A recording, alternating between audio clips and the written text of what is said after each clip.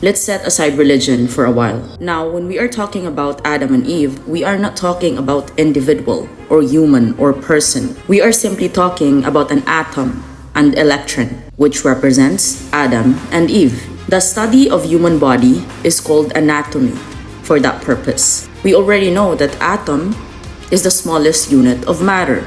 In this physical dimension, all the things exist are all made up of atom, and all of it broken down on its smallest form, and that is what we called atom. Now, when we discuss about Eve, we are now talking about electron. We all read scriptures, right? That says Adam is created of the image or likeness of God, and Eve is created from the rib of Adam, right? Now we are going to translate it, Adam to atom, Eve as an electron. Atom is a source of all image and likeness of the spirit. Then Eve into electron because we are talking about the rib of an atom.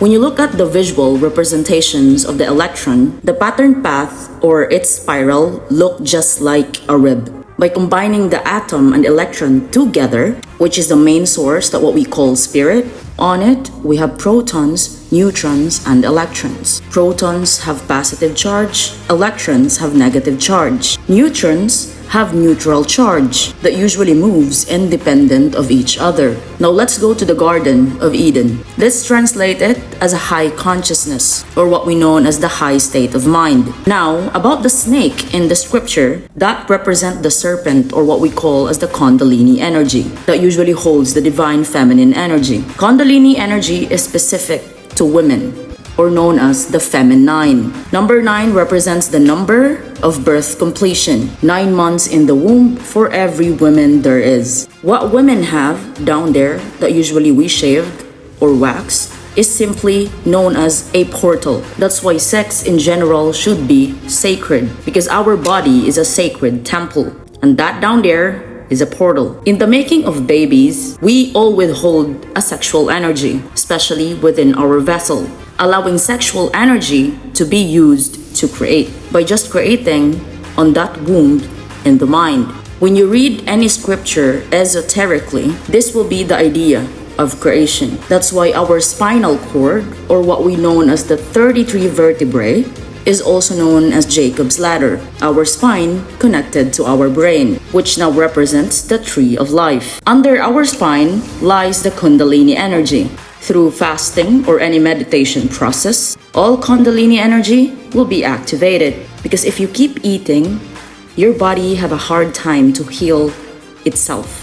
That's why fasting and salah is the two most important pillars of Islam. And that Kundalini energy down on the spine is actually a liquid that will travel up through the spine, then to the brain, to align our 7 chakras. And that liquid will hit our pineal gland, and that cause our bone to decalcify for it to access the neutral activity of our brain. In Islam or any scripture, always discuss about the age of Christ or any human achieved death that all goes 33 of age, a symbolic representation of the crown chakra, meaning we are all soul of God. Son doesn't really mean that we are son of God. Son means the sun, S-U-N, which represents soul, which is the soul. That's why I always say Holy Scripture talks about spirituality more than religion, like a spirit unifying with the soul, masculine with feminine, yin and yang,